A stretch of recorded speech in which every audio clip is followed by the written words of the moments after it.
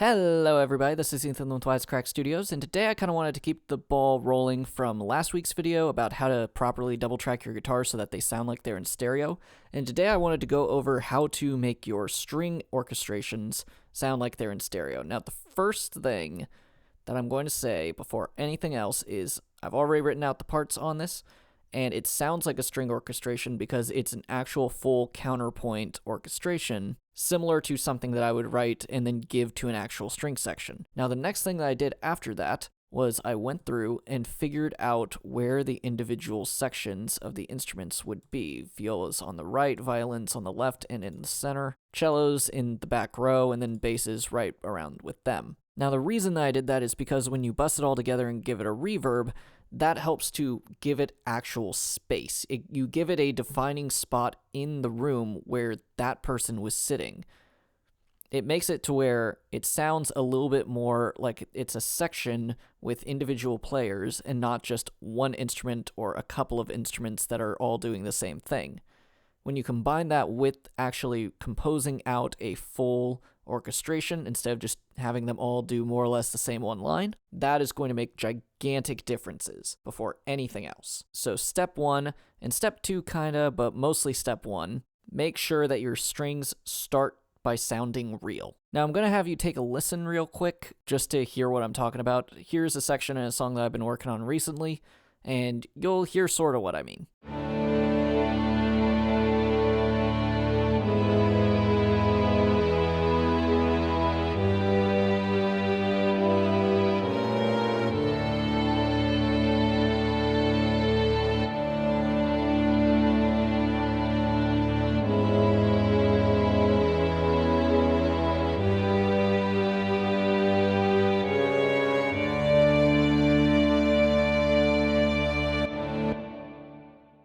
So as you could hear, you can sort of hear how each of the individual instruments are moving, and because of how you can hear the difference in how they're moving, it's sort of a counterpoint style of composition. It helps to make it stand out in each little area a little bit better. And so from all of that, it sounds like it's a whole bunch of instruments in one room instead of a couple of instruments that are just kind of sitting near each other in a mix as opposed to being an actual section. Now, a couple of little tricks that you can use in order to make this sound a little bit wider. One is a little trick that I like to do, and let me go ahead and set it up for you real quick. Something that I normally like to do a little bit, just because it's quick and easy and I don't have to think too much about what I'm doing, is I will go through within the Logic plugin here that I grab all of my strings from.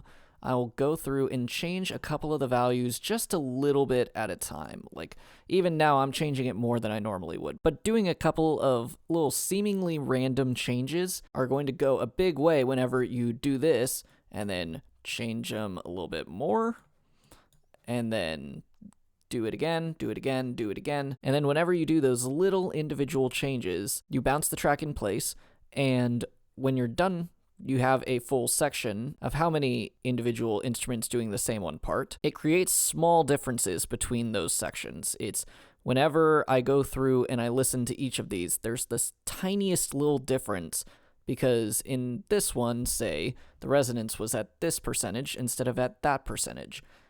While it doesn't actually make a gigantic deal that you can audibly hear when they're small enough numbers, it does change the waveform a little bit, and whenever you change the waveform, it makes it to where it's not creating an identical copy of whatever was just made. If you need a good example why you don't want to just copy the same thing over and over again, go to my last video where I was talking about how to properly double track guitars and listen to the exact copy mix as opposed to where I just re-record the track again. Now that was sort of my favorite way to do it because it's quick and easy and it's just, you're done. If that's not an option for you, or if you just don't like that, you want to be a little bit more specific with what you do, something that you can do is you can come into the actual arranging window and change the Midi. If you change each of the notes by just a little bit, like let's say I want to change that one from that to that, and that from there to there. If I change the values by just a little bit every single time, then at no point is it going to be an exact copy. And if you need a faster way to do that, one thing that you can do is just grab all those, go to MIDI transform, and random velocity. Because if you do it plus or minus an amount of, let's say, 5 at max, it'll change the velocity of the entire area that you picked. Well, really it looks like it grabbed the entire thing for me, but it'll grab all of the section that you go for, and it'll change the value within 5, positive or negative, of whatever it was just at. If you do this, bounce it, do it again, bounce it again, etc., etc., etc., however many times that you need to, it's pretty much going to never be exactly the same between all of the waves when you have the finished product. Unless 2 of them just happen to be on the same amount, then you might have a problem, but it's not going to be so huge of a deal if you have an 8-part section as opposed to a 3-part section like I have. Now, this is sort of a way to do it. I'm not a huge fan of this. If you're using logic, you also, within this same area, have the humanize. That does the same thing, but with note length and the actual positioning. I personally don't like using that when I don't have to.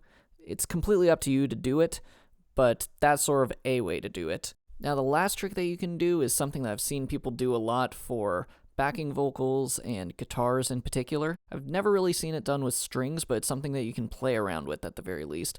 And the idea is that you would take a pitch shifting plugin and you would use it to make the sides be about 5 cents apart from each other. 10 cents at max, but typically 5 or less.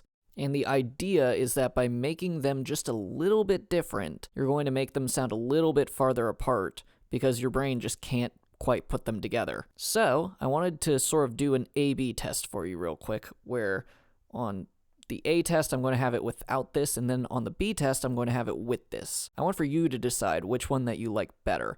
And you already heard the part at the beginning, so I'm just going to play it exactly the same as that for the A test.